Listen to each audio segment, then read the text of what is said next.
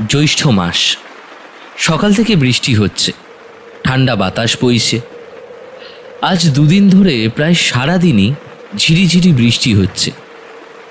চারদিকে যা অবস্থা, রাস্তার জলে ভরে গেছে। আজ কদিন কলেজ যায়নি ভাস্কর, সারাদিন শুয়ে আছে আর ল্যাথ খাচ্ছে। অনিরুদ্ধর হাতেও কোনো কেস নেই যে মাথা খাটানো যাবে। হাত মুখ ধুয়ে বসার ঘরে গিয়ে সে দেখল অনিরুদ্ধ খবরের কাগজ পড়ছে মন দিয়ে। পাশের টেবিলে দুটো খালি চায়ের কাপ রাখা। অনিরুদ্ধ অনেক আগেই উঠেছে আর দুটো রাউন্ড চাও খাওয়া কমপ্লিট তার। কি অনিরুদ্ধদা, সকাল সকাল উঠেছ বুঝি? সকাল না, বল ভোর ভোর। আর তুই কি করে অত ঘুমাস রে সারাদিন বিছানায় শুয়ে? গা হাত পা ব্যথা করে না? এই বৃষ্টিতে মানুষ তাহলে কি করে শুনি বলো?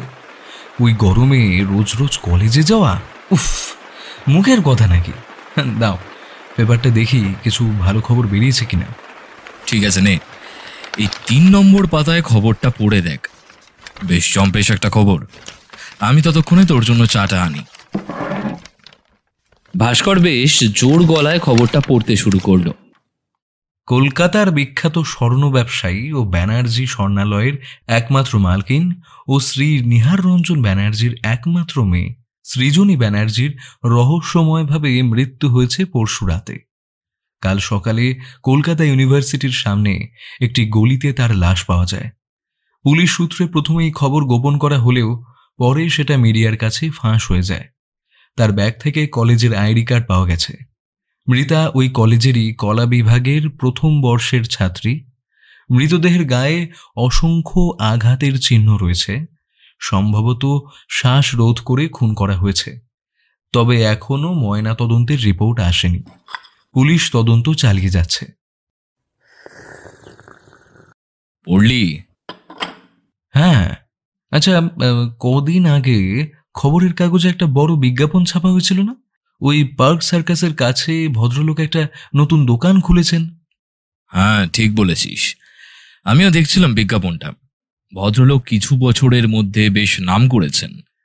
এই কলকাতাতে এতগুলো শোরুম মুখের কথা নাকি? দুজনে চা জলখাবার খেয়ে নিল। তারপর ভাস্কর রুমে এসে একটা ভূতের বই নিয়ে শুয়ে শুয়ে পড়তে লাগলো। একটু তন্দ্রা লেগে গেছিল। হঠাৎই বাইরে কার যেন কথা বলার শব্দ শুনে ঘুমটা ভেঙে গেল ভাস্করের। হ্যাঁ হ্যাঁ, এটাই বাড়ি। আসুন আসুন, ভেতরে আসুন। ধরফর করে বিছানা থেকে উঠে বসলো ভাস্কর। তারপর বাইরে এসে দেখলো একজন ইন্সপেক্টর বসার ঘরে একটা চেয়ারে বসে। তুই কি এই বেলাতেও ঘুমিয়ে পড়েছিলি নাকি? আয় বস। স্যার, ও আমার ভাইয়ের মতো, আমার সহকারী ভাস্কর। নমস্কার, আমি ধর্মতলা থানার ওসি বিমল দাস। আপনি তাহলে ভাস্কর? ওই খবরের কাগজে আপনার নামটা দেখেছিলাম। আগে আমি ভাস্কর, কিন্তু ওইভাবে আপনি বলবেন না, আমি কিন্তু অনেক ছোট। উনি আমার মা। এই নিন, চাটা খেয়ে নিন।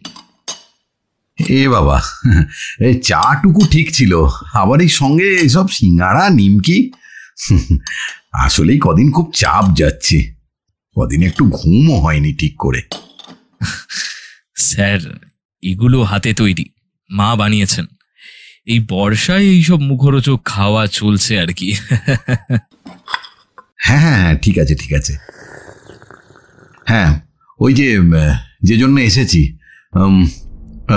ঘরে তো দেখছি খবরের কাগজ আছে, ওটা আজকের নিশ্চয়ই? বুঝেছি, ওই সৃজনীর কেসটা তো? বাহ, আপনি বুঝতে পেরেছেন। তবে আপনার মতো একজন অফিসার, সেটাও আবার ধর্মতলা থানা থেকে, এই সকালে মেঘ মাথায় নিয়ে এসেছেন। ওটা আজকের খবর কাগজ কিনা জিজ্ঞেস করলেন। আজকের কাগজে এই একটাই কেস অত বড় করে বেরিয়েছে, তাই এটা বোঝা কি খুব বড় ব্যাপার? হ্যাঁ মশাই, আপনাদের ওই মহিষাদলের কেসটা সলভ করার পর ওনাদের ম্যানেজার, কি একটা নাম, উনি তো বলেই কাগজ ওই কেসটা ছাপালেন। আরে মানে পুরো কলকাতা আপনাকে আরো ভালো করে চিনে গেল। বুঝলাম। এই কেস নিয়ে আপনি এসেছেন আমার কাছে, কিন্তু আসল ব্যাপারটা?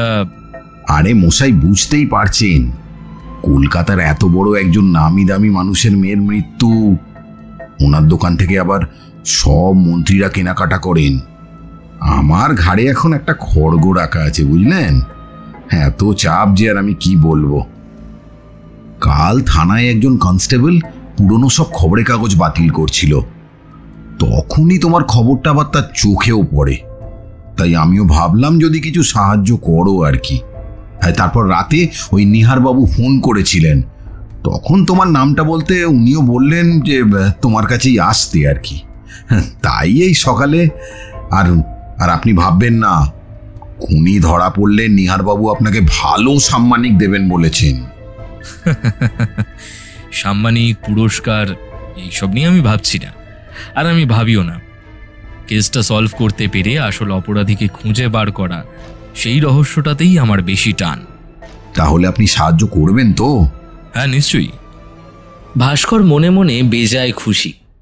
সত্যি হাতে পায়ে ব্যথা হয়ে গেছে শুয়ে থেকে থেকে, আর এই যা বৃষ্টি, তাতে বুদ্ধিও স্যাঁতস্যাঁতে হয়ে গেছে। এমনি এখন ভালো করে ক্লাসও শুরু হয়নি ভাস্করের। কাগজে পড়লাম তো খবরটা, আপনি যদি একটু বিস্তারিতভাবে বলেন। হ্যাঁ হ্যাঁ হ্যাঁ, নিশ্চয়ই নিশ্চয়ই। এই কাল ভোরে এই 5টা 5:30 হবে, বুঝলেন? বৃষ্টিটা একটু কমেছিল, তখন একজন ওই খবরের কাগজ বিক্রেতা ওই গলি দিয়েই যাচ্ছিল। তারপরেই তার হঠাৎ মনে হয় যে কেউ একজন পড়ে আছে রাস্তায়। প্রথমে ভেবেছিল হয়তো বোধহয় কোনো মাতাল টাতাল কেউ হবে। তারপর কি একটা মনে হতে একটু কাছে গিয়ে দেখে একজন মেয়ে ওইভাবে পড়ে আছে। আর তারপর তো সেই পুলিশে ফোন করে। আমরা গিয়ে প্রথমে ওটাই দেখি যে মেয়েটার গায়ে, হাতে, মুখে, ঠোঁটের কাছে, কপালে বেশ কিছু কালশিটে দাগ আছে, আবার হাতে পোড়া দাগ, আবার গলাতেও দাগ। দেখে মনে হলো বোধহয় গলা টিপে খুন। তবে গলায় বেল্ট জাতীয় কিছু দাগ আছে, মানে বেশ চওড়া একটা দাগ। আচ্ছা, কলেজ ব্যাগ পাওয়া গেছে? সেখান থেকে তো ওর আইডি। হ্যাঁ, তাতে আইডি, বই, খাতা, পার্স, আবার তাতে কিছু টাকা, আবার ছোট্ট একটা ডায়েরি, তাতে কিছু ফোন নম্বরও লেখা ছিল। চুরি বা ডাকাতি বলে তো মনে হচ্ছে না।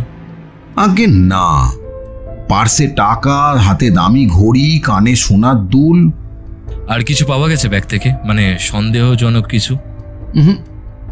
আগে ওই মেয়েদের প্রসাধনী টুকটাক জিনিস আর একটা দামি আতর ছিল। কলেজে পড়া মেয়ের ব্যাগে এত কিছু জিনিসপত্র? আরে অবস্থাপূর্ণ বাড়ির মেয়ে, ব্যাগে এসব থাকাটা অতি সাধারণ ব্যাপার। আর ময়নাতদন্তের রিপোর্ট, সেটা কখন আসবে? সেটা আজ রাতের মধ্যেই এসে যাবে। আর মিস্টার ব্যানার্জি, উনি কি বললেন? উনি ওনার মেয়েকে তেমন সময় দিতেন না, আর বাড়িতে একজন সর্বক্ষণের কাজের লোকও আছে, তার কাছেই সৃজনী মানুষ। আর মিস্টার ব্যানার্জি বললেন ওনার তো কিছু শত্রুও আছে, তারা কেউ এমন হয়তো করতেও পারে। আর মিসেস ব্যানার্জি? উনি বেশ কিছু বছর আগে মারা গেছেন। কোনো প্রেমিক ছিল কিনা খোঁজ নিয়ে দেখেছেন? আর কলেজের কোনো বন্ধু বা বান্ধবীর সাথে সৃজনীর কোনো রকম সমস্যা বা বিবাদ ছিল কিনা, সেটাও কি জেনেছেন? আগে কোনো প্রেমিক ছিল কিনা বা প্রেম করতো কিনা সে বিষয়ে এখন কিছু জানা যায়নি। তবে কলেজ তো বন্ধ, আজ ওই শোক পালন চলবে আর কি। তবে সব খোঁজ খবর কিন্তু কালকে আমি নেব। আচ্ছা, এবার তাহলে উঠি, বুঝলেন? নমস্কার। আর হ্যাঁ, আর আপনাদের যদি কোনো রকম সাহায্য লাগলে আপনি যে কোনো সময় একবার থানায় আসুন। আর না হয় আপনি আমাকে একবার একটা ফোনই করবেন। এই নিন, এই যে থানার নাম্বারটা দিয়ে গেলাম। নমস্কার। তবে যদি রাতের মধ্যে ময়নাতদন্তের রিপোর্টটা চলে আসে, আমায় একবার ফোন করে জানাবেন, কেমন? আর না হলে কাল সকালে হয়তো আমি একবার থানায় আসবো আপনার সাথে কিছু কথা বলতে, ঠিক আছে? হ্যাঁ নিশ্চয়ই। এবার আসি। হ্যাঁ, নমস্কার। 2 দিন এইভাবেই কেটে গেছে। অনিরুদ্ধ থানায় গেছিল একবার, একদিন কলেজের আশেপাশে গিয়েছিল কিছু খোঁজ খবর নিতে, কিন্তু ভাস্করকে সে কথা কিছুই জানায়নি। শুধু বলেছে যে হ্যাঁ, ওকে গলা টিপেই হত্যা করা হয়েছে। সকালে ঘুম থেকে উঠে বসার ঘরে এসে ভাস্কর দেখে অনিরুদ্ধ নেই, কোথাও একটা যেন বেরিয়েছে। ভাস্কর সবাইকে জিজ্ঞেস করতে জানলো এই একটু আগে, মানে আধ ঘন্টা আগে মা একটু আসছি বলে ঘর থেকে নাকি কোথাও বেরিয়ে গেছে তাড়াতাড়ি করে। তার আগে নাকি ওর একটা ফোন এসছিল, হন্তদন্ত হয়ে বেরিয়ে গেছে। আরও বলে গেছে হয়তো একটু দেরি হতে পারে। অগত্যা কি আর করা যাবে, চা জলখাবার নিয়ে খবরের কাগজটা খুলে বসলো ভাস্কর। চা খেতে খেতে মন দিয়ে খবরের কাগজ পড়ছিল। হঠাৎই একটা খবরের দিকে তার চোখ আটকে গেল। একদম বড় বড় হরফে লেখা আছে, একটি তরুণীর মৃতদেহ উদ্ধার করা হয়েছে কলেজের সেই একই গলি থেকে। পুলিশ সূত্রে খবর, এই তরুণীও কলকাতা ইউনিভার্সিটির প্রথম বর্ষের ছাত্রী। সেই একইভাবে একই পদ্ধতিতে গলায় বেল্ট জাতীয় কিছু দিয়ে খুন করা হয়েছে। গত 5 দিনে এই 2টি খুন হয়ে গেল। পুলিশ কি দেখাবে তাদের তৎপরতা, নাকি ওনারা চুপ করে থাকবেন এখন? খবরটা পড়ে ভাস্করের মনে হলো, তাহলে অনিরুদ্ধদা কি এই তদন্তে গেছে? কিন্তু ফোনটা কোথা থেকে এসেছিল? পুলিশ ফোন করেছিল কি? আরে আমাকে অনিরুদ্ধদা তো একবার ডাকতে পারতো বা বলে যেতে পারতো, এভাবে আমাকে না বলেই চলে গেল। নিজের রুমে গিয়ে ভাস্কর বই খাতা নিয়ে কিছুক্ষণ বসেছিল। দুপুরে স্নান সেরে ভাত খাবে। হলরুমে এসে দেখলো তখনও অনিরুদ্ধ আসেনি। এবার তার বেশ চিন্তা হতে শুরু করলো। সেই কোন সকালে বেরিয়ে গেছে, এখনো এলো না। এদিকে বেলা গড়িয়ে দুপুর হতে চলল। ভাস্কর চেয়ারে বসে বসে এইসবই ভাবছিল, তখনই অনিরুদ্ধ প্রবেশ করলো। মুখে একটা হাসি টেনে এনে বলল, কিরে, তুই এখানে এইভাবে মুখটা ফুলিয়ে বসে আছিস, কিছু হয়েছে নাকি? কিছু হয়েছে মানে? তুমি সেই কোন সকালে আমাকে কিছু না বলে, বাড়িতে কাউকে কিছু না বলে, শুধু একটু আসছি বলে বেরিয়ে গেলে, আর এই ভর দুপুরে বাড়ি ফিরেছ আর বলছো কিছু হয়েছে কিনা? আরে রাগ করিস না, সত্যিই খুব কাজ ছিল রে, তাই দেরি হয়ে গেল। নে চ, আমি স্নানটা সেরে আসি, ভাত খেতে হবে। খুব খিদে পেয়ে গেছে, সকাল থেকে কিছুই খাওয়া হয়নি। ভাস্কর ভিতরে চলে গেল, আর এদিকে অনিরুদ্ধ ভেতরে চলে গেল স্নান করতে। অনিরুদ্ধদা এতক্ষণ কোথায় ছিল? আর সকালে ওই ফোনটা, ওই কেসটাই তো, নাকি অন্য কোনো ব্যাপার? না, যাই আগে থালা সাজাতে বলি মাসিমণিকে। অনিরুদ্ধ চোখ বুঝে বেশ তৃপ্তি করে খাচ্ছিল। বোঝাই গেল সকাল থেকে কিছুই পেটে পড়েনি তার। তাই এই সময় আর কোনো প্রশ্ন করাটা ঠিক হবে না বলেই মনে হলো ভাস্করের। তাই সেও চুপচাপ মুখ বন্ধ করে খাওয়াতে মন দিল। খেয়ে উঠে ভাস্কর ভাবছিল শুতে যাবে কিনা। তার মুখের অবস্থা বুঝতে পেরে অনিরুদ্ধ নিজেই বলে উঠল, আরে বস বস, বুঝতে পারছি তোর অনেক প্রশ্ন আছে, একটু সবুর কর, সবই বলবো। তুই আজকে সকালের খবরের কাগজটা পড়েছিস তো? হ্যাঁ, একই রকম আরেকটা মেয়েরও মৃত্যুর খবর বেরিয়েছে না? আর তুমি লাশটা দেখে এলে তো? হ্যাঁ, এইরকমই খবর। আর আমি ওইখানে ছিলাম সকাল থেকে, থানায়ও গেছিলাম। ওই একই রকম ভাবে মেয়েটাকে মারা হয়েছে। খুন তো কালকে হয়েছে, তাহলে এতক্ষণে তো ময়না তদন্তের রিপোর্ট চলে আসার কথা। খুন কাল হয়েছে, কিন্তু এখনো রিপোর্ট আসেনি, ওটা আজকেই চলে আসবে। শোন, মেয়েটির নাম পায়েল বসাক, ফার্স্ট ইয়ার, তবে কমার্সের ছাত্রী। মেয়েটির বাড়ি ওই সাউথ দমদমের দিকে। কাল কলেজ খোলার পর কলেজ থেকে ওর বাড়ির অ্যাড্রেস ও ফোন নাম্বার নিয়ে ওর বাড়িতে জানানো হয়েছে। তারপরে ওর মা অসুস্থ হয়ে পড়ে, ওর বাবা ওর মাকে নিয়ে হাসপাতালে যান। উনি অনুরোধ করেছিলেন যে বডিটা যেভাবে হোক রাখতে, আর আজ সকালে আবার পোস্টমর্টম করার অনুমতি দিয়েছেন ফোনে। বিকেলে রিপোর্ট আসবে। আর ওই ফোনটা তোমার সকালে কে যেন ফোন করেছিল? সকালে বিমলবাবুই ফোন করেছিলেন, ওনার ওপর ক্রমশ চাপ বাড়ছে, তাই উনি আমাকে একটু ডেকে পাঠিয়েছিলেন আর কি। প্রথমে গিয়েছিলাম ওই গলিটা দেখতে, তারপরে সেখান থেকে থানায়, আবার সেখান থেকে সৃজনীর বাড়ি। তারপর কি হলো? আর তুমি থানায় গিয়ে কি দেখলে? ওদের দুজনের কলেজের ব্যাগটাই দেখেছিলাম। দুজনের কলেজের ব্যাগে কি একই রকম জিনিস আছে? কোনো কিছু ক্লু পাওয়া যায় নাকি? আর পোস্টমর্টম ঘরে গিয়ে একবার পায়েলের দেহটাও দেখলাম। কি দেখলে? ওটা গায়ে হাতে কালশিটে দাগ? পায়েলের মুখে কিছু জোরে চড় থাপ্পড়ের চিহ্ন, ডান হাতে একটা জ্বলন্ত সিগারেটের চিহ্ন। আর জানিস, পায়েলের দুটো হাত বেঁধে রাখা হয়েছিল শক্ত দড়ি দিয়ে, তার চিহ্ন খুব স্পষ্ট। আর সব থেকে বেশি যেটা ভাবাচ্ছে সেটা হলো গলার ওই দাগটা। ওই বেল্ট জাতীয় কিছু, তাই তো? কিন্তু বেল্ট নয়। বেল্ট জাতীয় কিছু, কিন্তু বেল্ট নয়। দুটো মেয়েকে একইভাবে হত্যা করলো এত কষ্ট দিয়ে। কার মনে এত রাগ থাকতে পারে? তা বলে তুমি আমাকে ওইভাবে না ডেকে কিছু না বলেই চলে গেলে? আহা, চড়ছিস কেন? উনি শুধু আমায় একটু থানায় আসতে বলেছিলেন, বললেন দরকার আছে, আর গাড়ি পাঠিয়ে দিয়েছিলেন, তাই আর কি।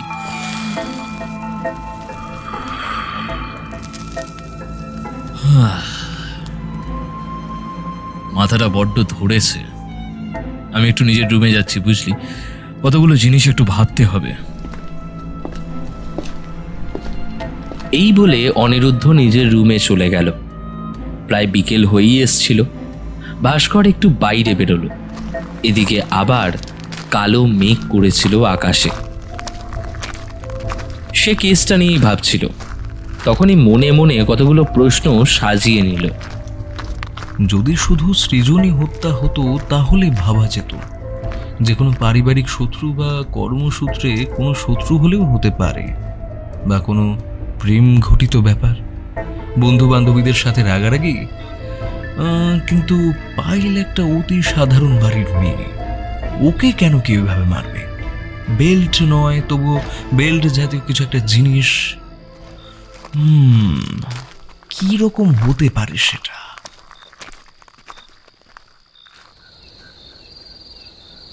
রাতে খাবার টেবিলে অনিরুদ্ধকে খুব অন্যমনস্ক মনে হচ্ছিল। এই অনিরুদ্ধদা, তুমি কি এত ভাবছো বলো তো? কেসটা নিয়ে কিছু ক্লু পেলে? কিছু বুঝতে পারলে? না রে, সেরকম কিছু ক্লু না। তবে দুটো মেয়ে আলাদা বিভাগের। তবে ত্রিকোণ প্রেমের গল্প বা অন্য কিছু। এই বলেই অনিরুদ্ধ চুপ করে গেল। এখন যে এর থেকে বেশি আর কিছু বলবে না সেটা ভাস্কর বুঝতে পারল। তবে রাতে শুতে যাওয়ার আগে অনিরুদ্ধ ফোনে কার সঙ্গে যেন কথা বলছিল কিছুক্ষণ। পরদিন সকালে ঘুম থেকে উঠে এসে বসার ঘরে ভাস্কর দেখল অনিরুদ্ধ তখন বসে চা আর সিগারেট খাচ্ছে। দেখে মনে হলো হয়তো কোথাও বেরোবে, তাই একেবারে পরিপাটি হয়ে বসেছে। কি অনিরুদ্ধদা, কোথাও কি যাবে তুমি সাত সকালে? একবার থানায় যাবো রে, সেখান থেকে কলেজে। নে, এবার তুই তৈরি হয়ে নে। ওদিকে মা মনে হচ্ছে লুচি আর ঘুগনি বানিয়েছে, চটপট খেয়ে বেরোতে হবে। লুচি ঘুগনি হয়েছে? ওরা দুজনেই পেছনে ঘুরে দেখলো বিমলবাবু বড় বড় চোখ করে দাঁড়িয়ে আছেন। আরে আপনি বিমলবাবু, এই সকালে কি ব্যাপার? আমরা তো এক্ষুনি ভাবছিলাম থানায় যাব। সে পরে যেওক্ষণ। হ্যাঁ, বিকেলে পায়েলের বাবা মা থানায় আসবেন, আর ওর পোস্টমর্টম রিপোর্টটা কিন্তু বিকালেই আসবে। তাই ভাবলাম একবার কলেজেই যাই। আর কলেজে যাব যখন, তোমাদের সঙ্গে করে নিয়ে যাওয়া ভালো, কি তাই না? হ্যাঁ, নিশ্চয়ই নিশ্চয়ই, খুব ভালো কাজ করেছেন। আসুন বসুন। কলেজে তো যেতেই হবে, একবার সবার সাথে কথা বলা উচিত। আর প্রিন্সিপাল, উনি ঠিক কখন আসবেন? এই সকালেই আসবেন, আমি খোঁজ নিয়েছি। বাহ, ভালো করেছেন। বসুন, আমি ভেতরে গিয়ে মাকে বলছি জলখাবার দিতে। জলখাবার খেয়ে তারা তিনজন বিমলবাবুর পুলিশের জিপেই রওনা হলো। প্রথমে তারা গেল কলেজের কাছে সেই গলিতে যেখানে দুটি মেয়ের মৃতদেহ পাওয়া গেছে। গলিটা ভীষণ নির্জন, একটা কুকুর পর্যন্ত নেই। চারদিকটা বেশ অন্ধকার আর থমথমে। ভাস্করের খালি মনে হচ্ছিল খুনি কি করে এখানে দুটো দেহ ফেলে গেল, এখানে গলিতেই বা কেন ফেলে গেল। বিমলবাবু, আশেপাশের এই বাড়িগুলোতে খোঁজ খবর নিয়েছিলেন? ওরা কিছু দেখেছে বা শুনেছে কিনা? আগে হ্যাঁ, আমি ওই সামনের কয়েকটা বাড়িতে খোঁজ খবর নিয়েছি। ওরা না কেউ কিছু জানে না বা কেউ কিছু দেখেও নি বলছে। এটাও কি সম্ভব? দুটো লাশ রাতের অন্ধকারে এসে কেউ বা কারা ফেলে দিয়ে গেল, অথচ কেউ কিচ্ছু দেখলো না, শুনলো না বা জানলও না।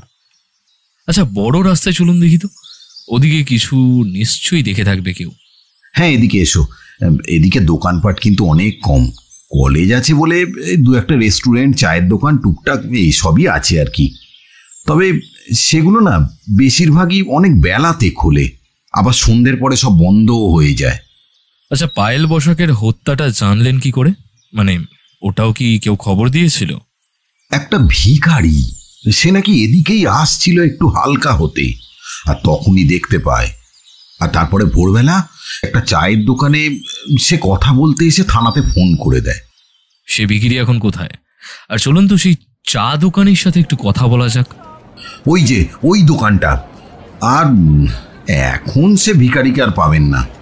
কোথায় কোথায় ওরা ঘুরে বেড়ায় কে জানে। আচ্ছা, কলেজ গেট থেকে এটা বাম দিক, আর ডান দিকের সামনে ওটা বাস স্টপ, তাই তো? হ্যাঁ। আচ্ছা, ওই বাস স্টপে বাজার পাট দোকান সবই আছে, ওখানেই তো বেশি ভিড়। এই যে ভাইয়া, 3টে চা দিয়ে যাও তো। এই আশেপাশের দোকানগুলোকে জিজ্ঞাসাবাদ করেছিলেন? হ্যাঁ, কাউকেই বাদ দিইনি। তবে রাত 8টার মধ্যেই তো সব দোকান বন্ধ হয়ে যায়।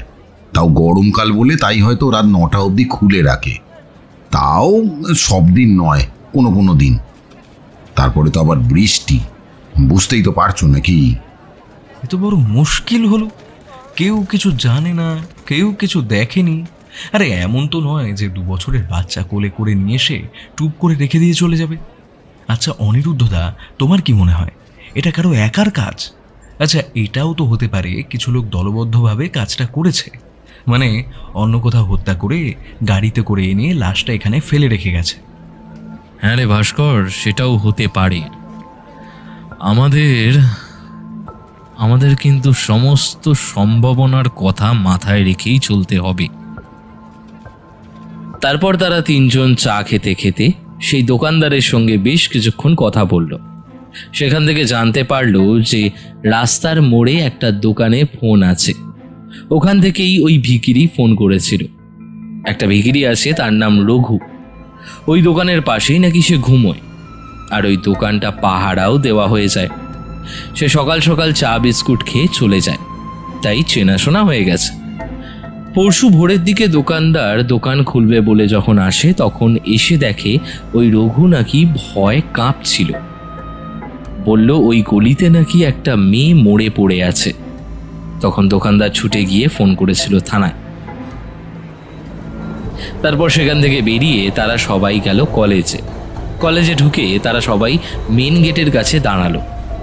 একটু দাঁড়াও তোমরা, আমি এক্ষুনি আসছি। এই যে, একটু এদিকে শোনো। কি হয়েছে? আপনার নাম কি, আর কদিন কাজ করছেন এখানে? তুমি পুলিশের লোক আর পুলিশের সাথে এসেছো? আমার নাম হরিপদ। আমি এখানে অনেক বছর কাজ করছি। কত বছর হলো তা তো বলতে পারবো না। ঠিক আছে আচ্ছা, তুমি জানো এই কলেজের 2জন ছাত্রী এই কদিনের মধ্যে মারা গেছে? হ্যাঁ জানি তো আমি। ওই যে পুলিশবাবু ভিতরে গেলেন, উনি তো 2বার এসেছিলেন জিজ্ঞাসাবাদ করতে। আর আশেপাশে সব লোক তো ওই একই কথা বলাবলি করতেছে। তুমি চিনতে ওই মেয়ে দুটোকে? কিছু জানো ওদের ব্যাপারে? কত ছেলে মেয়ে এখানে পড়ে, সবাইকে কি আর চিনে রাখা যায়? তবে ওই সৃজনী দিদিমণিকে ভালো করে চিনতাম। কেন? ওই দিদিমণিকে চিনে রেখেছিলে কেন? আরে আমরা দারোয়ান মানুষ, আমাদেরকে আর কে দেখে বলো?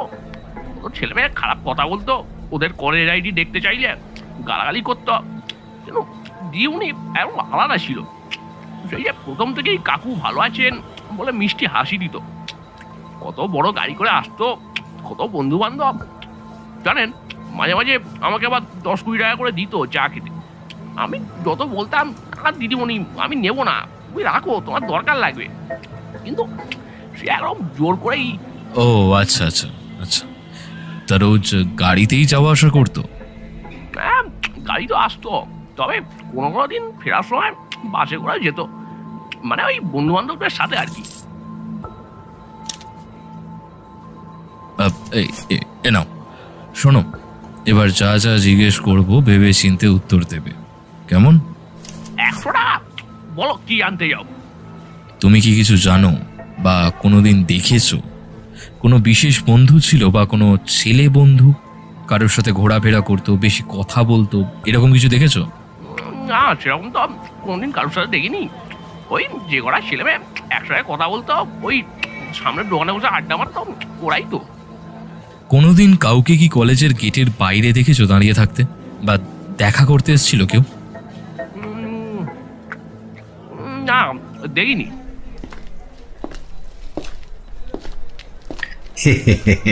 একটু দেরি হয়ে গেল। তো তোমরা ভেতরে এসো তো।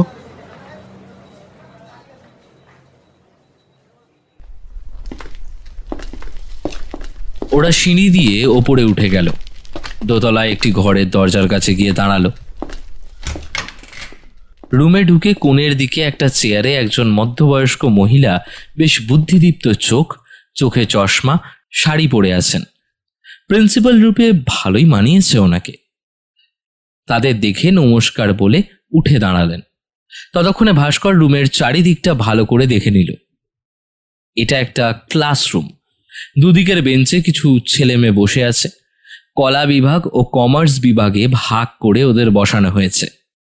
নমস্কার, আমি অনিরুদ্ধ গাঙ্গুলি, আর ও আমার ভাই এবং সহকর্মী ভাস্কর।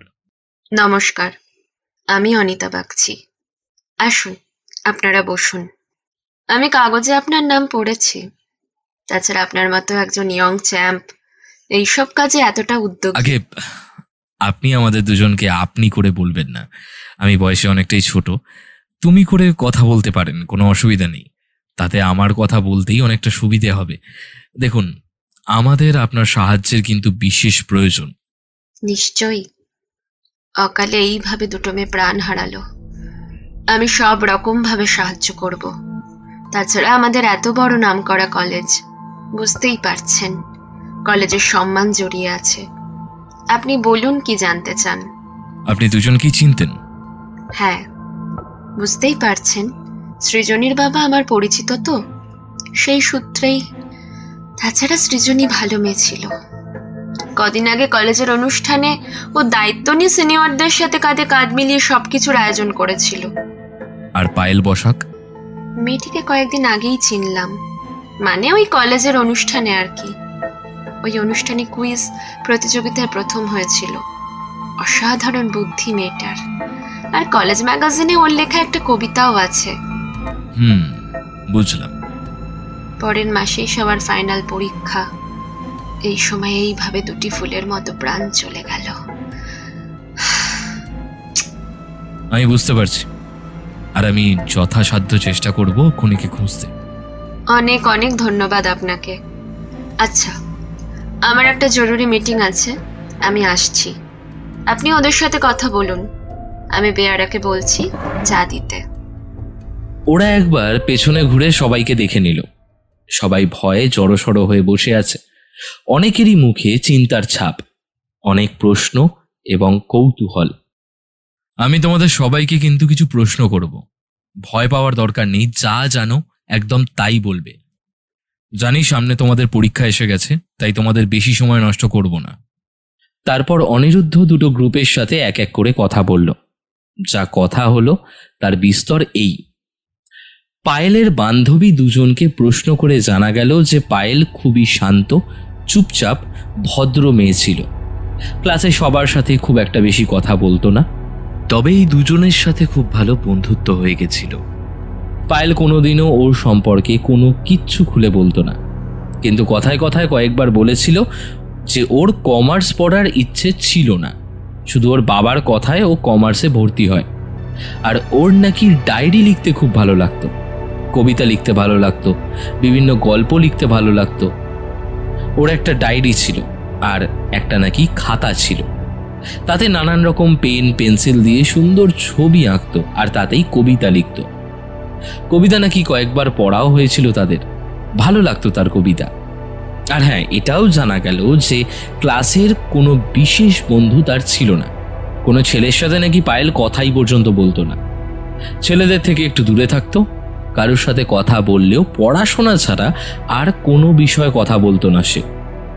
ও বলতো ওর বাবা যদি জানতে পারে যে ও কোনো ছেলের সাথে কথা বলেছে, তাহলে নাকি ওর বাবা ওকে মেরেই ফেলবে। সৃজনীর বিষয় বলতে গেলে ছেলেমেয়েরা সবাই ওর বন্ধু ছিল, তবে বিশেষ কেউ ছিল কিনা বা আছে বলে তেমন কিছু কেউ জানে না। মারা যাওয়ার দিন বিকেলেই দুজন বাড়ি যাবে বলে বেরিয়ে গিয়েছিল, আর সৃজনী গিয়েছিল লাইব্রেরির দিকে। এটাই তার শেষ দেখা। আর লাইব্রেরি নাকি রোজ না, পরীক্ষা সামনে বলে এই মাস 3 যাচ্ছিল সে। আচ্ছা, তোমরা সবাই এবার ক্লাসে যাও।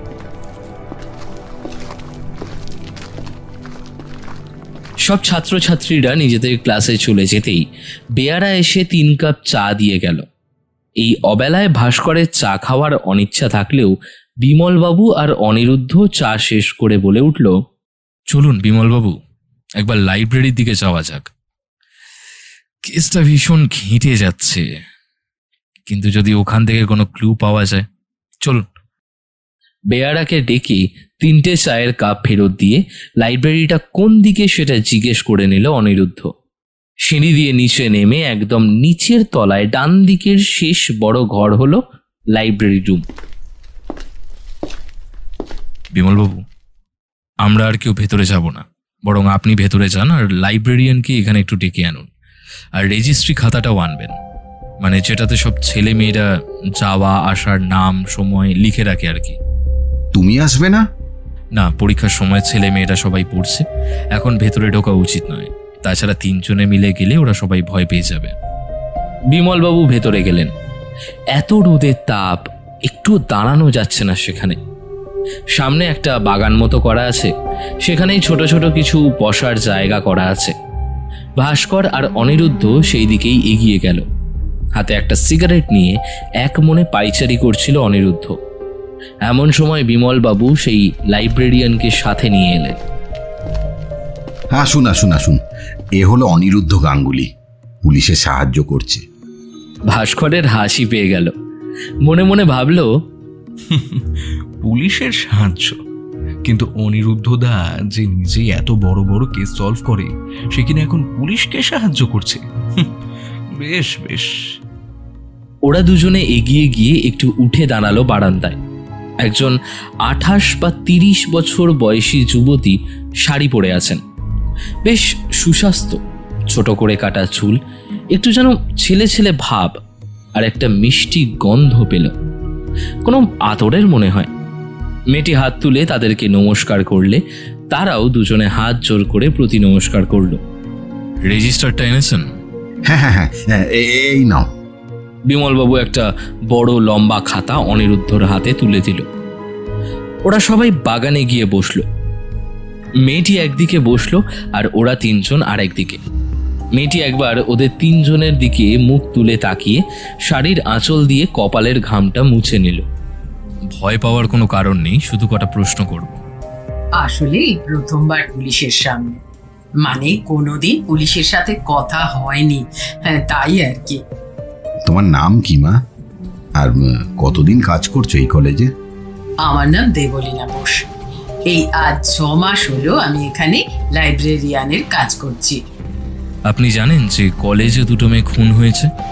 হ্যাঁ জানি, কলেজে এসে শুনেছিলাম। চিনতেন ওদের 2 জনকে? দেখেছিলেন আগে লাইব্রেরিতে? হ্যাঁ, 2 জনকেই চিনতাম। ওই পায়েল বলে মেয়েটি আমি আশা থেকে দেখছি লাইব্রেরিতে আসতো, কোনো একটা কোণে বসে পড়তো। শুধু পড়ার বই না, অনেক রকম বই পড়তো। ঘন্টার পর ঘন্টা বসে শুধু পড়েই যেত। আর সৃজনী? মেয়েটা মনে হয় এই 2 মাস ধরে আসতো। 2 মাস ধরে আসতো? এটা কি করে মনে আছে আপনার? এই লাইব্রেরিতে একজন মাসি আছেন, যিনি ওই বইপত্র গুছিয়ে রাখা, চেয়ার টেবিল গুছিয়ে রাখা, চারদিক ঝাড়পোছ করা, এইসব করেন আর কি। আমি বেশ কয়েকবার দেখেছি ও টাকা দিত ওই মাসিকে, হাসি মুখে বলতো, এই নাও কিছু খেয়ে নেবে, তাই মনে আছে। আচ্ছা, কোনোদিন দেখেছিলেন ওদের লাইব্রেরির বাইরে কারোর সাথে কোনো ঝগড়া হতে বা কোনো কিছু নিয়ে রাগারাগি কথা কাটাকাটি হতে? এখানে তো সবাই পড়াশোনা করে, আর আমি সারাদিন ভেতরেই বসি, তাই বাইরে কোথায় কি হয় সেটা ঠিক বলতে পারবো না। শেষ কবে দেখেছিলেন ওদের? পায়েলকে এই 3-4 দিন আগে, আর সৃজনীরটা মনে নেই। আচ্ছা মা, তুমি এবার এসো। আর হ্যাঁ, রেজিস্ট্রি খাতাটা পড়ে একটু পরে দিয়ে যাচ্ছি আমি। কি অনিরুদ্ধ, কিছু বুঝলে? না বিমলবাবু, সবকিছুই কেমন যেন আরো গুলিয়ে যাচ্ছে। তারপর কিছুক্ষণ ধরে অনিরুদ্ধ মোটা খাতাটার সব পেজগুলো উল্টে পাল্টে দেখল। চলো এবার যাওয়া যাক, অনেকটাই বেলা হলো। ও দাঁড়াও, আমি ওনাকে খাতাটা দিয়ে আসছি। গাড়িতে উঠে বসে অনিরুদ্ধ বলল, বিমলবাবু, আপনি পাহারার ব্যবস্থা করুন, তবে পুলিশের পোশাকে নয়, ভিখিরির ছদ্মবেশে। তাহলে বিকেলে দেখা হচ্ছে। আর পায়েলের বাবা মা আসছে তো?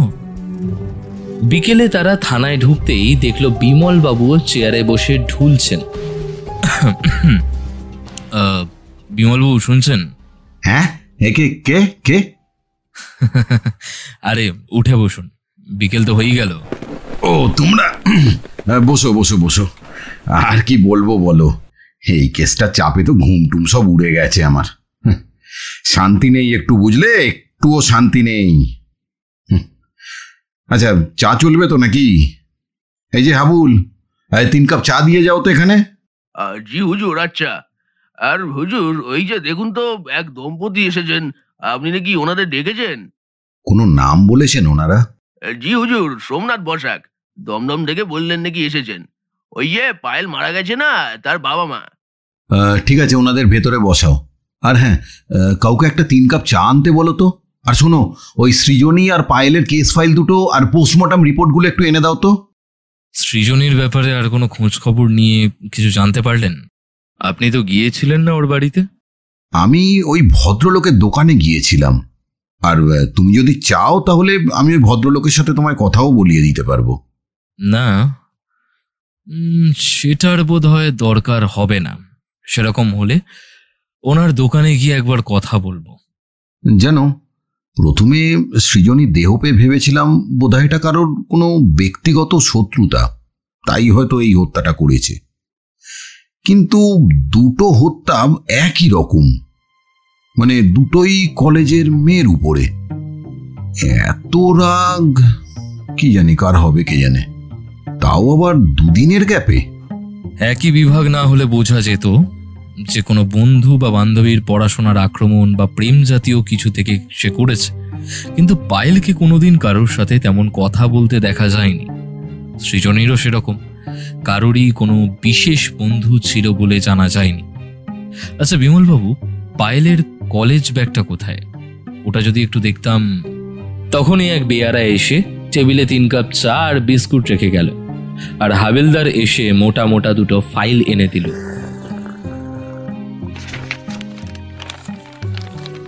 দুটো মৃত্যু, রাত 12টা থেকে 2টো নাগাদ। একইভাবে মারধর করা হয়, হাতে ধূপ ও সিগারেটের ছ্যাঁকা। কিন্তু মৃত্যু হয়েছে গলায় চামড়া জাতীয় কিছু একটা দিয়ে শ্বাসরোধ করে। দুজনেই কিন্তু কলেজ থেকে বাড়ি ফেরেনি, আর দুজনেই হালকা প্রসাধনী, মেয়েদের লিপস্টিক, পাউডার এসব মেখেছিল।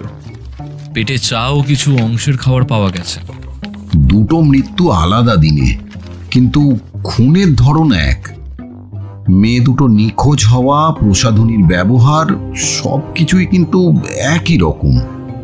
আর পায়েল কিন্তু মানে অনেক সাধারণ বাড়ির মেয়ে ছিল, এত প্রসাধনী এসব কিন্তু ব্যবহার করতো না।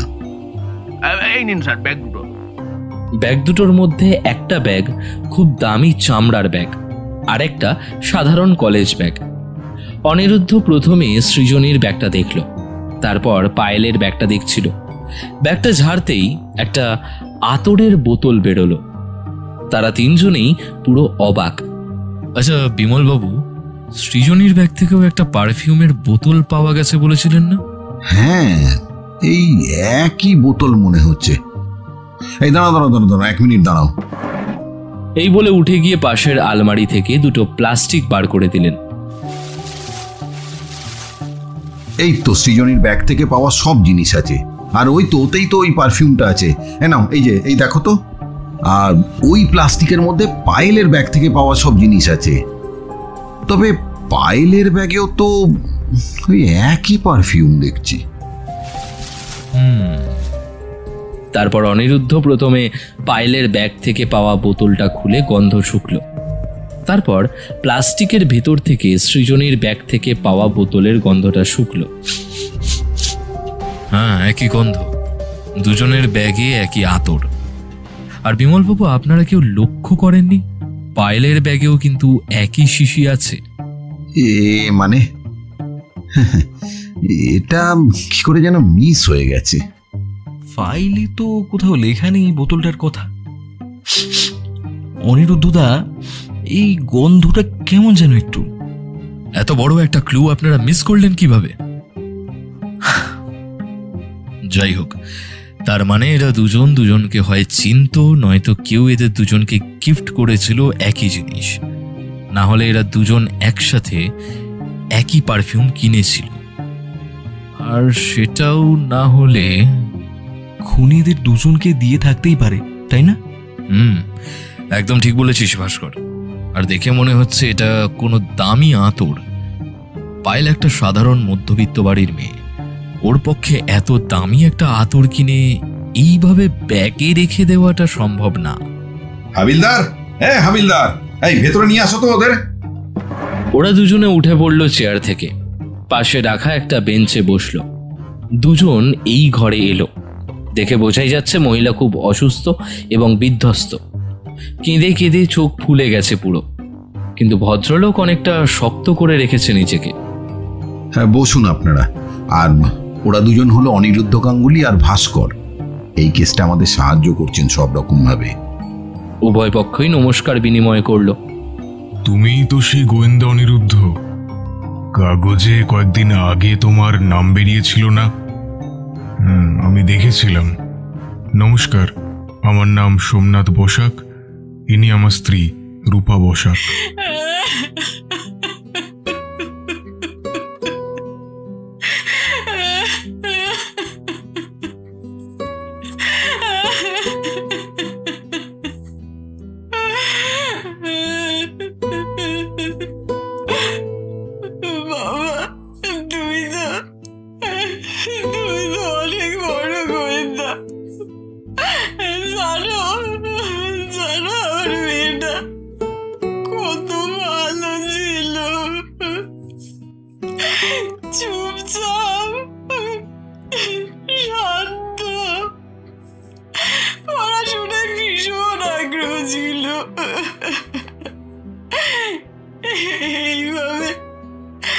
এইভাবে অকালে চলে গেল।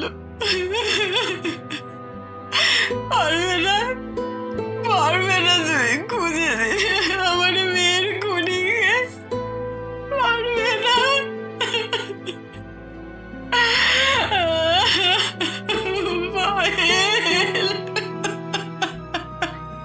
আমরা সবাই সেই চেষ্টাই করছি। কাকিমা, আপনি একটু শান্ত হন, একটু জল খান। এই নিন, একটু জল খান।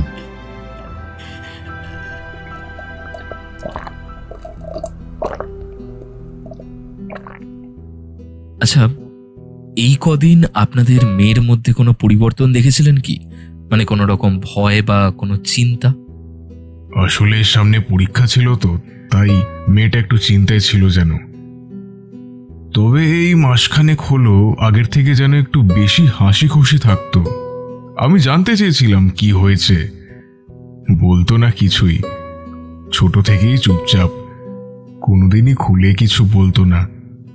ঠিক আছে, আপনারা এখন আসুন বরঞ্চ। আমি না সত্যিই খুব দুঃখিত। আমার জানা নেই আমি আপনাদের যে কি বলে যে আমি সান্ত্বনা দেব না। দুজন ধীর পায়ে উঠে চলে গেল। বিমলবাবু, আপনি খোঁজ পাঠান, এই যে দামি আতরটা এটা কোথায় পাওয়া যায় আর কত কদিনে কে কে কিনেছে।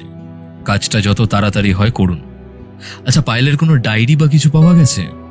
হ্যাঁ, আমি এক্ষুনি লোক পাঠিয়ে দিচ্ছি। আমি চেষ্টা করব আজ বিকালের মধ্যেই তোমাকে এটা জানানোর জন্য। হ্যাঁ, আর পায়েলের ওই ডায়েরি কিন্তু ব্যাগের মধ্যেই ছিল।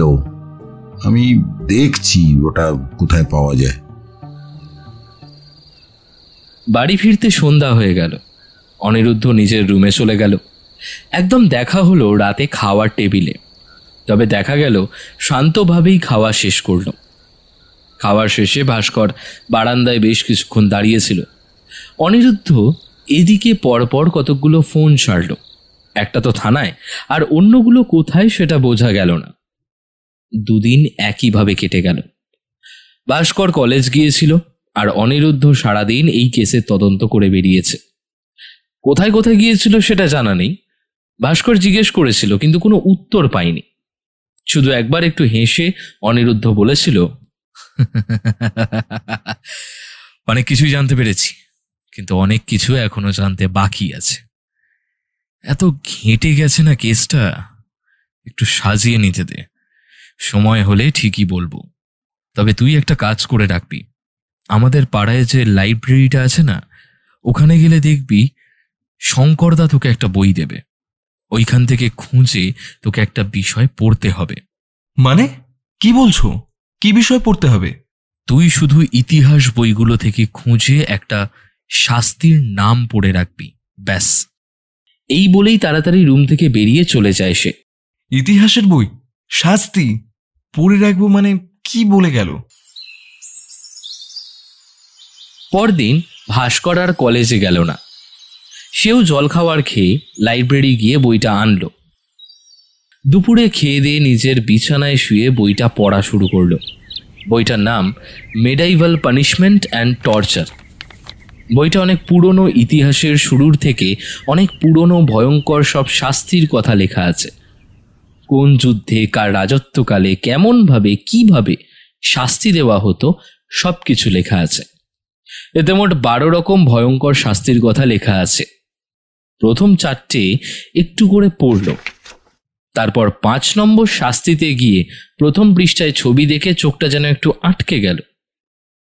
একটু পড়তেই মাথা ঘুরতে লাগলো ভাস্করের। এও কি সম্ভব? এ আবার কেমন খুনি? এত বুদ্ধি খাটিয়ে। বইটা বন্ধ করে আরেকবার বইয়ের মলাটটা সে দেখল। বইটা কি আগেও কোথাও দেখেছে সে?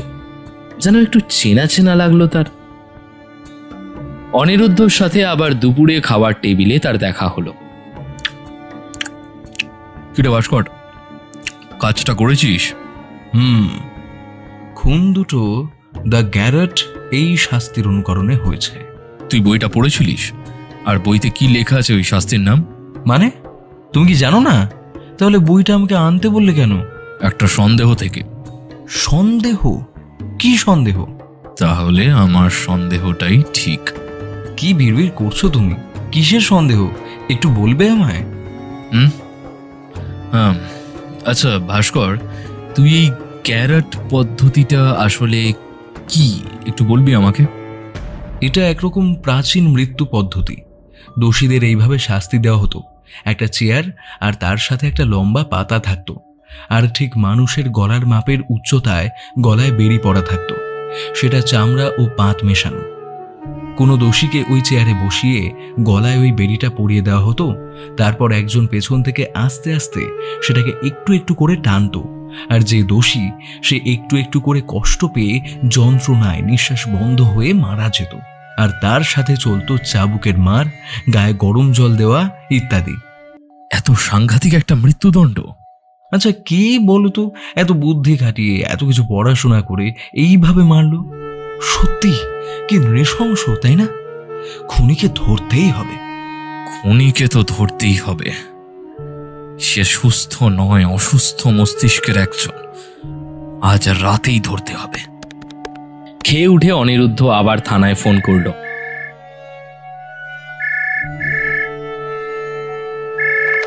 হ্যালো বিমল বাবু, সব ঠিকঠাক করে রাখা তো? আর খোঁজ নিয়েছেন তো ব্যাপারটা? হ্যাঁ, কি বললেন? হ্যাঁ, আচ্ছা আচ্ছা, ঠিক আছে, বুঝলাম। ঠিক আছে। আচ্ছা, আজ রাতে খুনিকে ধরা হবে মানে? তুমি কি বুঝে গেছো খুনিকে? একটু ধৈর্য ধর, সব জানতে পারবি। বিকেল 5টায় তারা বেরিয়ে গেল। আজ ভাস্কর ও অনিরুদ্ধ হয়ে নয়, ভিকিরির বেশ ধরে। তবে সত্যি বলতে ভাস্কর কিন্তু অথই জলে। কি হচ্ছে না হচ্ছে কিছুই বুঝছে না। প্রথমে গেল কলেজের পেছনে সেই ছোট্ট একটা গেটের কাছে। লাইব্রেরির পাশেই যে বাগানটা ছিল সেটা ভাস্কর সেদিনই লক্ষ্য করেছিল। বাগানের কাছে ছোট্ট মতো একটা গেট আছে, যেটা সচরাচর সবার চোখে পড়বে না। ওই গেট থেকে একটু দূরে তারা গিয়ে বসলো। দেখলো আশেপাশে আরো কিছু ভিখিরি আছে। তাদের সবাই চোখ বড় করে দেখছে তাদেরকে। নিশ্চয়ই ভাবছে তাদের জায়গায় নতুন কেউ এলো কি করে। কিছুক্ষণ পর একজনকে দেখলো মুখে কিছু একটা ঢাকা দিয়ে সে ওই দরজা থেকে বেরোলো। রাস্তার এদিক ওদিক ঘুরে সেই গলি যেখানে দুটো মৃতদেহ পাওয়া গেছিল সেখানে ঢুকলো। একবার থমকে দাঁড়িয়ে পেছনে দেখে নিল, তারপর সামনের দিকে একটা ঘরের মধ্যে ঢুকে গেল। অনিরুদ্ধ এবং ভাস্করও একটু দূরত্ব রেখে সেই ব্যক্তির পিছু নিল। ওদের পিছন পিছন আরো দুজন লোক মানে ভিখিরি পিছু নিল। অনিরুদ্ধ আস্তে আস্তে ফিস ফিস করে বলল, কি বিমল বাবু, তৈরি তো? আপনার সব লোক তৈরি তো? শুনে ভাস্কর অবাক হয়ে গেল। এই ভিখিরির ছদ্মবেশে লোকটা বিমল বাবু। কিন্তু মুখে কিছু সে বলল না সেই মুহূর্তে, চুপ করেই রইল। তারপর ওরাও সেই বাড়ির দরজায় গিয়ে টোকা দিল। একজন অতি বৃদ্ধ মতো লোক দরজা খুলে দিল। বিমলবাবু সামনে এগিয়ে গিয়ে তার আইডি কার্ডটা দেখিয়ে জিজ্ঞেস করলো এইমাত্র যে ঘরে ঢুকলো তার কথাটা। বৃদ্ধ লোকটি মুখে কোনো কথা না বলে আঙুল তুলে উপরের দিকে দেখিয়ে দিলেন। সিঁড়ি দিয়ে উপরে উঠতেই দেখা গেল একটাই দরজা। তার মানে খুনি এই ঘরেই ঢুকেছে। ওরা সবাই দরজা ধাক্কা দিতে শুরু করলো। দরজাটা খোলো, দরজাটা খোলো বলছি। আর লুকিয়ে লাভ নেই, আপনাকে কিন্তু চারদিক থেকে পুলিশ ঘিরে ফেলেছে। দরজাটা খুলুন, বেরিয়ে আসুন। দরজা না খুললে কিন্তু আমি দরজাটা এবার ভাঙতে বাধ্য হব। বিমল বাবু, আমার ব্যাপারটা কিন্তু ভালো লাগছে না। মনে হচ্ছে দরজাটা ভাঙতেই হবে।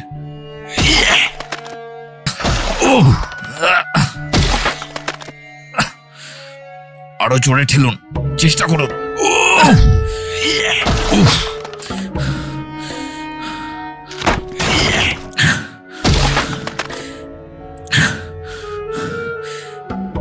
ভিতরে গিয়ে এক ভয়ঙ্কর দৃশ্য দেখল। পুরো ঘরটা আতরের গন্ধেতে ভরে গেছে। খুনি সেই গেরোটের চেয়ারে বসে। ঘরে একটা হালকা হলুদ আলো জ্বলছে, আর খুনি নিজের ডান হাত দিয়ে পেছন দিকের সেই পট্টিটা পেছন থেকে টেনে ধরে আছে।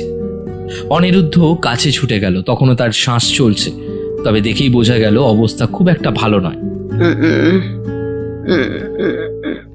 এটা আপনি কি করলেন? কেন করলেন? আমি জানি আপনার মনের প্রকৃত অবস্থাটা কি। আপনি চাইলে সরকার আপনাকে অনেক সাহায্য করবে। একটা সুস্থ স্বাভাবিক জীবনে বাঁচতে পারবেন আপনি।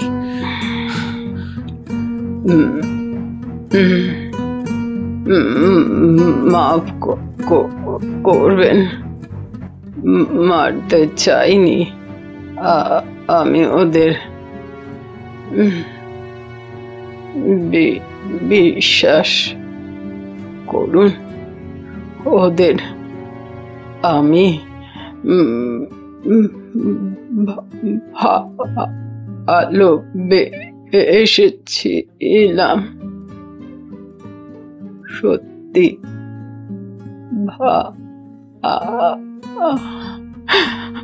ভালো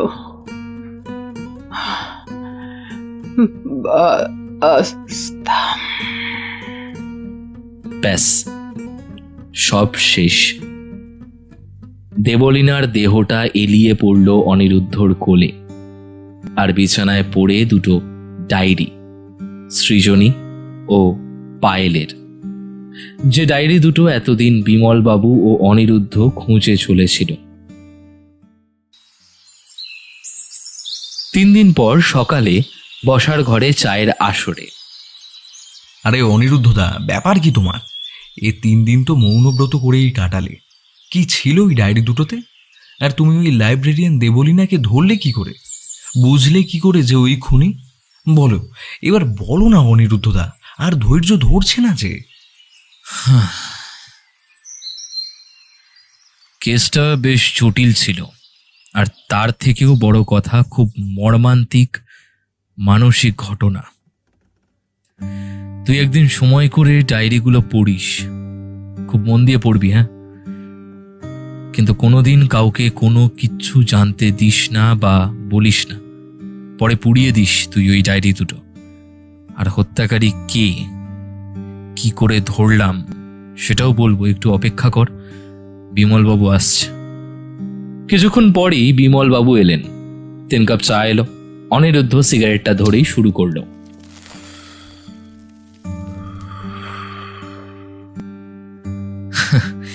বিমলবাবু কেমন আছেন আপনি?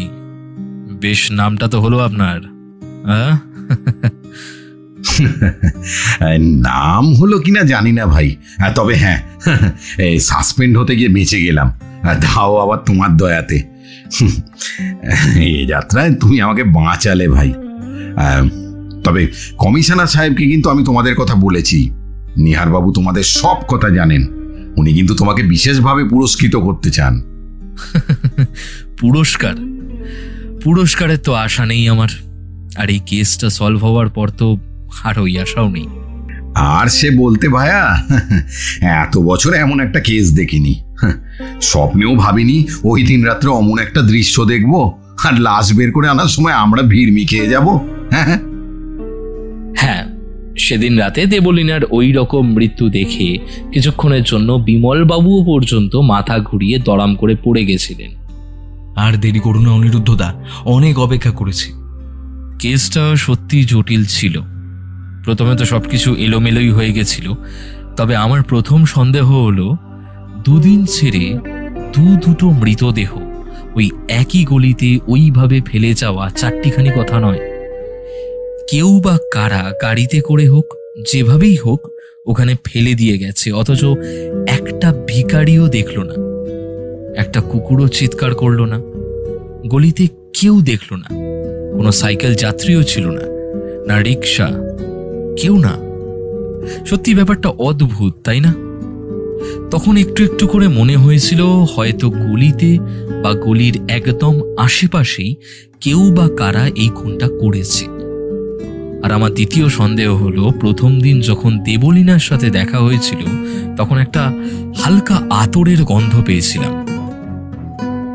আর সেটা অবশ্য কিছু সেকেন্ডের জন্য, গন্ধটা নাকে এসেই উড়ে যায়। কিন্তু এই গন্ধ আগে কেউ পায়নি কখনো, তাই গন্ধটা কিছুক্ষণের জন্য হলেও মাথার মধ্যে রয়ে গেছিল। তুই তো গন্ধটা পেয়েছিলি, তাই না ভাস্কর? হ্যাঁ, আমারও একটু অন্যরকম আর অদ্ভুত লেগেছিল, এমন সুন্দর অথচ তীব্র গন্ধ। তারপর যখন থানায় গিয়ে দুজনের ব্যাগ থেকে ওই সেন্টের বোতল পেলাম আর গন্ধটা নিলাম, তখন খুব চেনা চেনা লেগেছিল, কিন্তু মনে করতে পারিনি। তারপরে তদন্ত করতে করতে এটাও জানতে পারি যে একমাত্র দেবলীনাই যে কলেজের কাছে থাকে। পরে রেজিস্টার ঘেঁটে দেখতে পাই ওর বাড়ির অ্যাড্রেসটা। তখনই মাথায় আসে, হ্যাঁ, ওই সেন্টের গন্ধটা। তখন সন্দেহ আরো দৃঢ় হয়, কিন্তু তবুও অনেক প্রশ্ন ছিল। আরো একটা সন্দেহের কারণ হলো, সেদিন শাড়ি দিয়ে দেবলীনা তার মাথার ঘাম মোছার সময় গলার কাছে আঁচল টানতেই দেখেছিলাম ও যেন একটু চোখটা বন্ধ করেছিল। তখনই লক্ষ্য করেছিলাম একটা লম্বা আঁচড়ের দাগ। তখন মনে হয়েছিল আঁচলটা ওই আঁচড়ের কাছে লাগতেই ওর একটু জ্বালা করেছে। পরে যখন সবকিছু আস্তে আস্তে মিলে যাচ্ছিল, তখন মনে হয়েছিল সেদিনের ওই আঁচড়টা হয়তো স্বাভাবিক নয়। আর লাইব্রেরির রেজিস্টারটা ঘেঁটে কি দেখেছিলাম জানো? কি? পায়েল ও সৃজনী দুজনেরই মৃত্যুর দিনে লাইব্রেরিতে ঢোকার এন্ট্রি ছিল, কিন্তু বাইরে আসার কোনো এন্ট্রি ছিল না। মানে বাইরে আসার কোনো সময় ওখানে লেখা ছিল না, আর ওদের কোনো সিগনেচারও ছিল না। অর্থাৎ লাইব্রেরি ছিল ওদের শেষ গন্তব্য। সেখান থেকে কলেজ গেটের বাইরে যেতে বা বাস স্টপে বাসে উঠতে বাকি আর কেউ দেখেনি।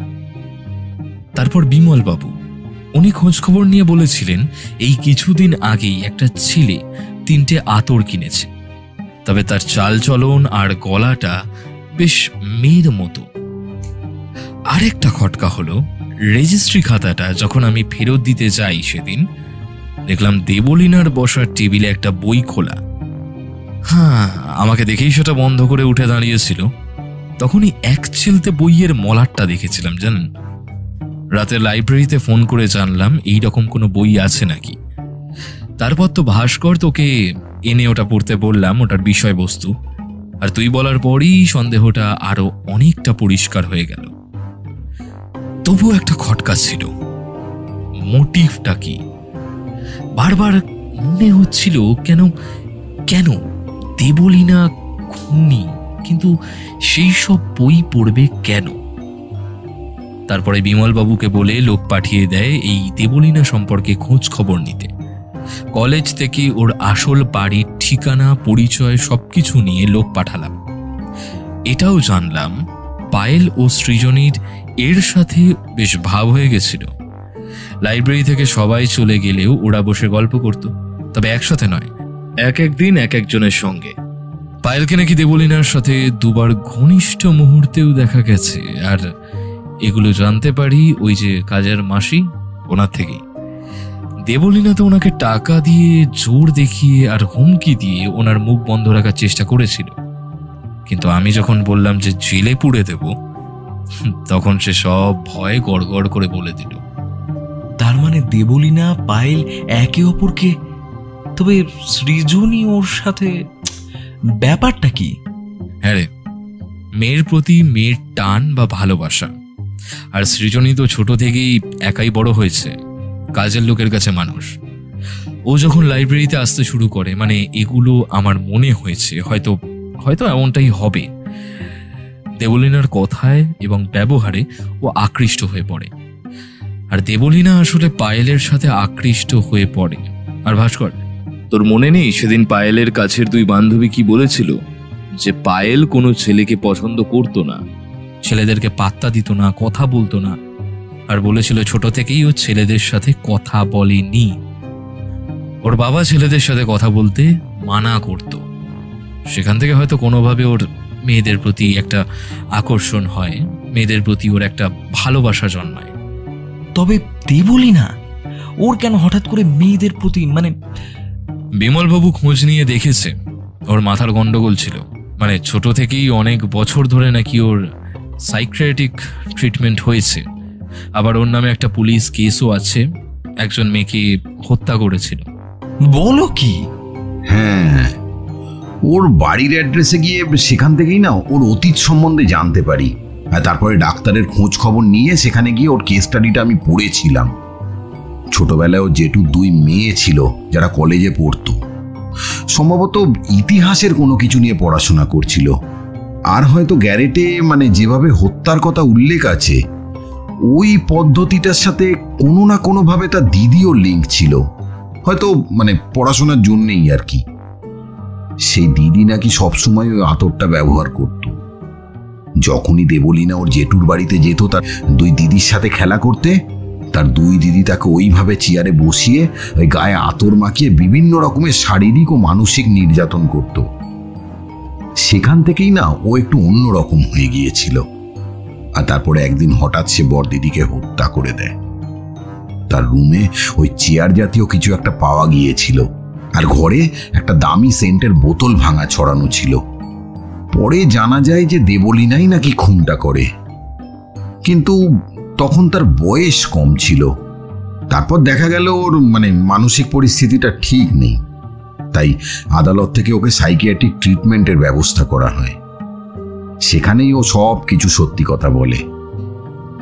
কিছু বছর পর জেল থেকে ছাড়াও পেয়ে যায়, স্বাভাবিক জীবনে ফিরে আসার চেষ্টাও করে, পড়াশোনা করে অনেক ভালো ভালো রেজাল্টও করে।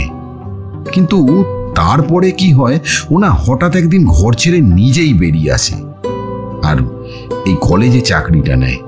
আর এই 6 মাসের মধ্যেই এই আতরটা সম্ভবত সৃজনীর কাছ থেকেই পায়। সৃজনীর ঘরেও তো খোঁজ নিয়ে দেখা গেছে তার রুম থেকে অনেক দামি দামি পারফিউমের বোতল পাওয়া গেছে। সেখান থেকে হয়তো গন্ধটা দেবলীনার নাকেও আসে। পুরনো সবকিছুই মনে পড়ে, কোনোভাবে ট্রিগার হয়ে যায়, ব্যাস আর কি। এই সুগন্ধি ওকে দুটো হত্যা করতে বাধ্য করে। ছোটবেলায় নির্যাতনের শিকার ছিল, সেই রাগ দুঃখ এখন প্রকাশ করে ফেলে। সেই প্রভাবটা এখনো ওর জীবনে ছিল। ভালোবাসতে গিয়েও ভালোবাসতে পারেনি।